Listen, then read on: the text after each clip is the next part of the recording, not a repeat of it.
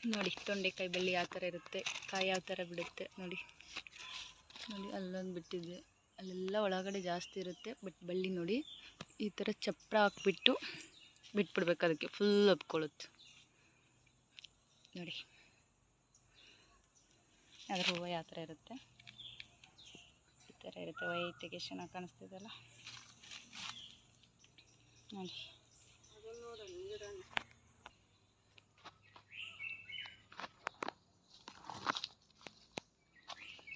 ನೋಡಿ ತೊಂಡೆಕಾಯಿ ಬಳ್ಳಿ ಒಳಗಡೆ ಕಾಯಿ ಜಾಸ್ತಿ ಇರುತ್ತೆ, ಅದು ಅಷ್ಟೆಲ್ಲ ಕ್ಲಿಯರಾಗಿ ಕಾಣಿಸಲ್ಲ, ಮೇಲಿಂದನೇ ಕಾಣಿಸೋದು ನೋಡಿ.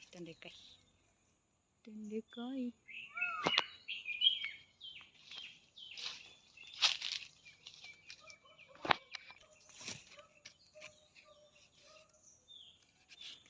ನೋಡ್ರಿ, ಕಾಯಿ ಎಲ್ಲ ಬಿಟ್ಟಿದೆ ನೋಡಿ. ಅಡಿಯಲ್ಲಿ ಇರ್ತವೆ, ಬಟ್ ಅಷ್ಟೊಂದು ಕ್ಲಿಯರಾಗಿ ಕಾಣಿಸಲ್ಲ, ನಮಗೆ ಹುಡುಕ್ಬೇಕು.